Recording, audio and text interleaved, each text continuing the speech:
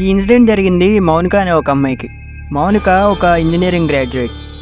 రీసెంట్గానే తను engineering complete చేసుకుని క్యాంపస్ ప్లేస్మెంట్స్లో ఒక మంచి జాబ్ని కూడా తెచ్చుకుంటుంది.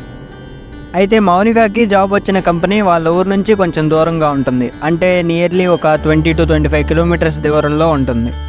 అందుకని మౌనిక డైలీ ఆఫీస్కి వెళ్ళడానికి ట్రైన్లో వెళ్తుంది. ఒకరోజు మౌనికకి నైట్ షిఫ్ట్ ఉండడం వల్ల, ఇంకా ఆ రోజు వర్క్ ఎక్కువగా ఉండడం వల్ల తన వర్క్ కంప్లీట్ చేసుకునేటప్పుడు నైట్ టైం బాగా లేట్ అవుతుంది. మౌనిక తన వర్క్ కంప్లీట్ చేసుకుని టైం చూస్తుంది. టైం చూస్తే అర్ధరాత్రి 12:30 అలా అవుతూ ఉంటుంది. ఇంకా తను వెంటనే రైల్వే స్టేషన్ దగ్గరికి వెళ్తుంది. రైల్వే స్టేషన్లో టికెట్ తీసుకున్న తర్వాత ప్లాట్ఫామ్ మీదకి వెళ్ళి చూస్తే ప్లాట్ఫామ్ మీద కూడా ఎవరు ఎక్కువ ప్యాసింజర్స్ ఉండరు.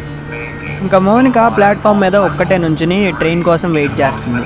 అలాగా మౌనిక ప్లాట్ఫామ్ మీద నుంచుని ట్రైన్ కోసం వెయిట్ చేస్తున్నప్పుడు తను ఒక్కసారిగా అక్కడ ఉండే ఎల్ఈడి వైపు చూస్తుంది. ఆ ఎల్ఈడి మీద నెక్స్ట్ వచ్చే ట్రైన్ పేరు, అది ఏ ప్లాట్ఫామ్ మీదకి వస్తుంది అని ఇన్ఫర్మేషన్ రెగ్యులర్గా ఉంటుంది. కానీ ఈసారి మాత్రం అక్కడేమీ డీటెయిల్స్ కనపడవు.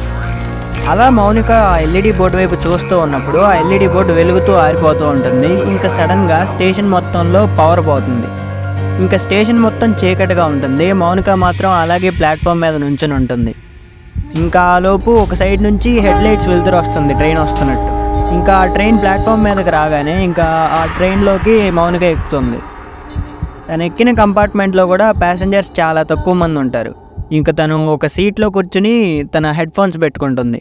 ఇంకా సాంగ్స్ ప్లే చేస్తే వాల్యూమ్ బాగా హైలో పెట్టేసుకుని తను ఇంకా కళ్ళు మూసుకుని సాంగ్స్ వింటూ ఉంటుంది. అయితే తను ఎంత హై వాల్యూమ్లో సాంగ్స్ వింటున్నా సరే రోజంతా బాగా వర్క్ చేసి రావడం వల్ల అలసిపోయి తను నిద్రపోతుంది. అలా తను నిద్రపోతూ ఉన్నప్పుడు తన ఫాదర్ తనకి కాల్ చేస్తారు. తన చేతుల్లో ఫోన్ వైబ్రేట్ అవ్వడం వల్ల తను లెగుస్తుంది.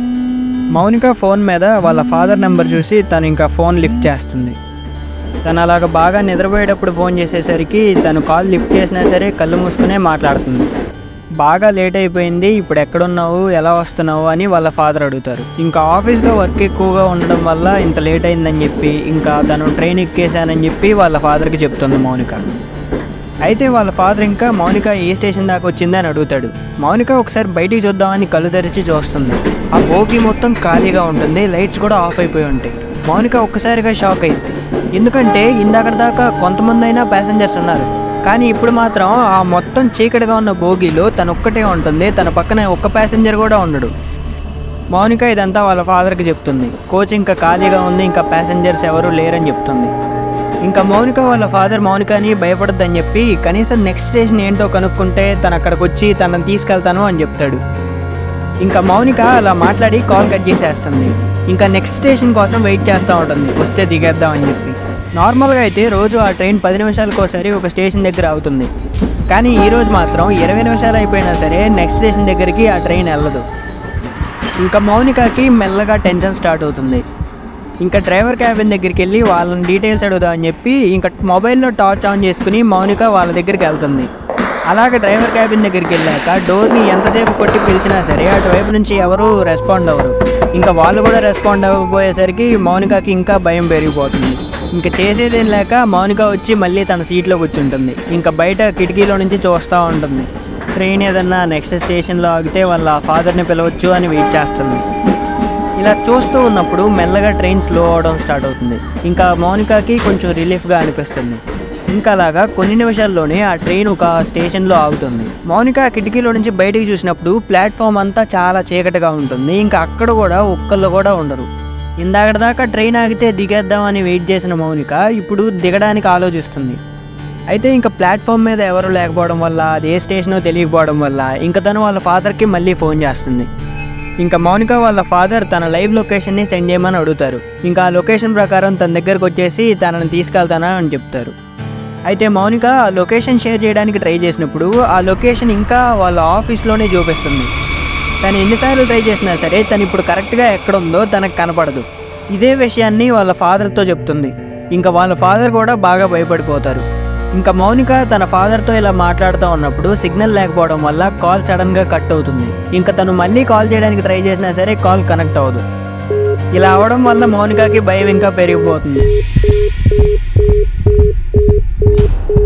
తను ఇంకా ట్రైన్లోనే ఉండి దిగాలా వద్దా అని భయంగా చూస్తూ ఉంటుంది. ఇంకా కాసేపు అలాగే ట్రైన్లో ఉన్న తర్వాత కనీసం బయటికి వెళ్తే ఎవరన్నా హెల్ప్ చేస్తారేమో అని చెప్పి తను ట్రైన్ దిగుతుంది. ఇంకా ప్లాట్ఫామ్ మీదకి దిగిన తర్వాత ఒక పెద్ద బోర్డు కనపడుతుంది. ఆ బోర్డు మీద ఆ స్టేషన్ పేరు ఏమన్నా రాసి ఉంటుందేమో అని చెప్పి ఆ బోర్డు దగ్గరికి మౌనిక వెళ్తుంది. కానీ ఆ బోర్డు వైపు చూశాక మౌనిక ఒక్కసారిగా పెద్దగా అరుస్తుంది.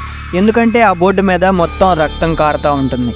ఇప్పుడు కూడా అక్కడి నుంచి రక్తపు చుక్కలు కింద పడుతూ ఉంటాయి. ఇంకా మౌనిక రక్తం చూడగానే ఆ స్టేజ్ నుంచి ఎలాగైనా పారిపోవాలని చెప్పి బయటకు పరిగెత్తడానికి చూస్తుంది. తను ఎంతసేపు వెతికినా సరే తనకి ఎగ్జిట్ మాత్రం కనపడదు. ఇంకా మౌనిక ఎంతసేపు వెతికినా బయటికి వెళ్ళడానికి దారి కనపడకపోయేసరికి తను ఏ ట్రాక్ నుంచి అయితే వచ్చిందో ఆ ట్రాక్ వైపు పరిగెత్తుకుంటూ వెళ్ళిపోతుంది. అలాగా చాలా దూరం వెనక్కి తిరిగి చూడకుండా తను పరిగెడుతూనే ఉంటుంది. తను అలా భయపడి అక్కడి నుంచి పారిపోవడానికి పరిగెడుతూ ఉంటే తన వెనకాల చాలామంది ఎవరో ఫాలో అవుతున్నట్టు కాలడుగులు తనకు కనపడతాయి. అయితే తను ఒక్కసారిగా వెనక్కి తిరిగి చూస్తుంది. మౌనిక వెనక్కి తిరిగి చూసినప్పుడు వెనక చాలా సైలెంట్గా ఉంటుంది, అక్కడ ఎవ్వరు ఉండరు. కానీ తను ముందుకు తిరిగి పరిగెడుతున్నప్పుడు మాత్రం వెనకాల చాలామంది ఫాలో అవుతున్నట్టు వినపడుతుంది తనకి. ఇంకా మౌనిక కాలడుగుల శబ్దం గురించి పట్టించుకోకుండా ముందుకు త్వరగా పరిగెడుతూ ఉంటుంది. అలాగ త్వరగా పరిగెడుతున్నప్పుడు ఒక్కసారిగా మౌనిక ఆగిపోతుంది. మౌనికకి ఒక భయంకరమైన విజువల్ కనపడుతుంది. ఒక పోల్ మీద ఒక ఆవిడ పైనుంచి కిందకి రివర్స్లో వేలాడుతూ ఉంటుంది. ఆవిడ వైట్ శారీలో ఉండి చూడడానికి చాలా భయంకరంగా ఉంటుంది. ఆవిడ మౌనిక వైపు చూసి వింతగా నవ్వుతూ ఉంటుంది.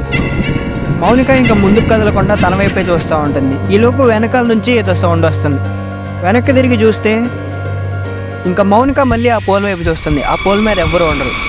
ఇంకా మౌనిక మళ్ళీ వెనక్కి తిరిగి చూసేసరికి ఎవరో ఒక అతను ఒళ్ళు నిండా రక్తంతో కాళ్ళు చేతులు తెగిపోయి తన వైపే పరిగెత్తుకుంటూ వస్తూ ఉంటాడు. ఇంకా మౌనిక తన దగ్గర నుంచి తప్పించుకోవడానికి మళ్ళీ ముందుకే పరిగెడుతూ ఉంటుంది. తను పరిగెత్తే దారి మొత్తం చాలా చీకటిగా ఉంది. తను ఓన్లీ తన ఫ్లాష్ లైట్ వెలుతురులో పరిగెడుతుంది.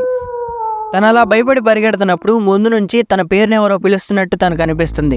ఇంకా తను ఒక్కసారిగా ఆగిపోతుంది. తను ఇంకా ముందుకి వెళ్ళలేదు, వెనక్కి వెళ్ళలేదు. తనకు ముందుకు వెళ్ళడానికి ధైర్యం సరిపోదు.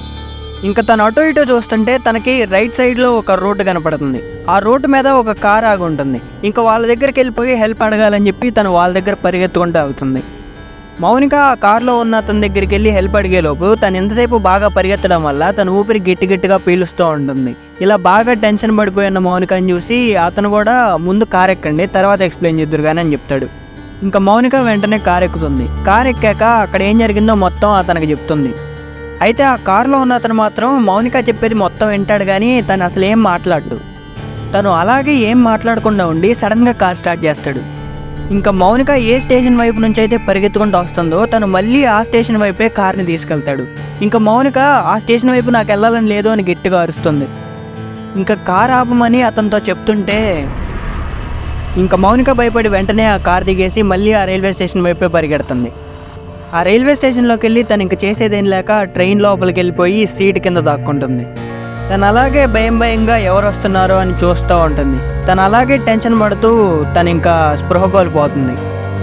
మౌనిక కళ్ళు తెరిచేటప్పటికి తను ఒక హాస్పిటల్లో ఉంటుంది. తను లెగవడం చూసి డాక్టర్ కూడా తనని చూడడానికి వస్తారు. ఇంకా మౌనిక ట్రైన్లో అన్కాన్షియస్ అయిపోయి ఉందని చెప్పి తను ఇంకా అలా ఉండడం చూసిన వర్కర్స్ తనని హాస్పిటల్కి తీసుకొచ్చారని డాక్టర్ చెప్తారు.